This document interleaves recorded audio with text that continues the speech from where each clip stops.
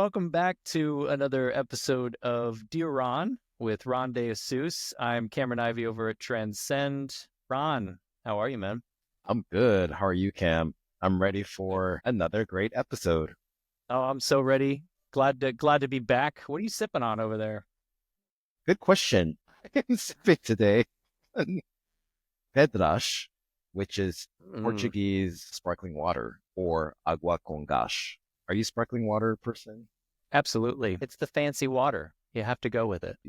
Do this with your finger. Absolutely. Pinkies up. All right. Question. Dear Ron, with New York's Health Information Privacy Act coming and the Washington My Health, My Data Act already in force, what steps do you recommend we take to adequately address these incredibly onerous laws? Great question, Cam. I will say that the New York HIPAA or NY HIPAA, or however you want to call the acronym, has yet to be signed by the governor, Yeah. Kathy Hochul. So, we're still waiting with bated breath on whether or not it's going to be signed into force, but we're all expecting it to be. That being said, I know that industry is really surprised at how onerous this is going to be for companies, right? So, Yeah. first of all, its scope. It applies to not only companies that are operating in the state of New York, but it's also going to apply to companies that collect and process the regulated health information of New York State residents, no matter where Okay. they are. So the example that I use a lot is, let's just say I'm a New York resident, and I used to be. Did you know that? No, I didn't know that. Yeah. I lived in New York for like 5 years. And Muzzle Tough. Thank you. Let's drink to that.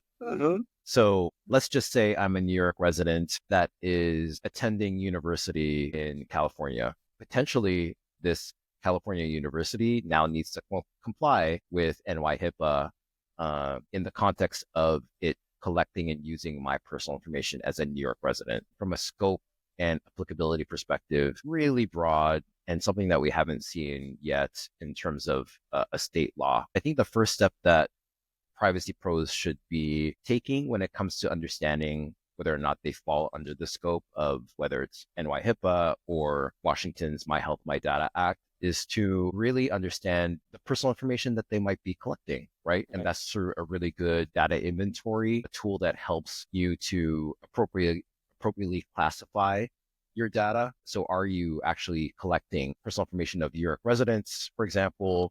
What are you collecting about them? Is it considered regulated health information? Where are these customers located? I think table stakes is going to be a platform like Transcend Shameless that will plug. help. No, seriously, that will help Mm. automate and really enhance the way you understand where your data is. So I think that's the first step. And then I think the second thing, Cam, that companies should be doing is, or privacy pros should be doing, is working with their internal teams to educate them on what's Mm. coming. Obviously, you can do this concurrently, but make sure that you have an internal strategy to let your product team, your engineers, your marketing teams, any stakeholder that you might be working with on a regular basis, that this law is coming and how it will affect their day to day. I think is really important. And thirdly, Cam, I would say update your privacy notices or policies, to identify how you comply with the New York HIPAA.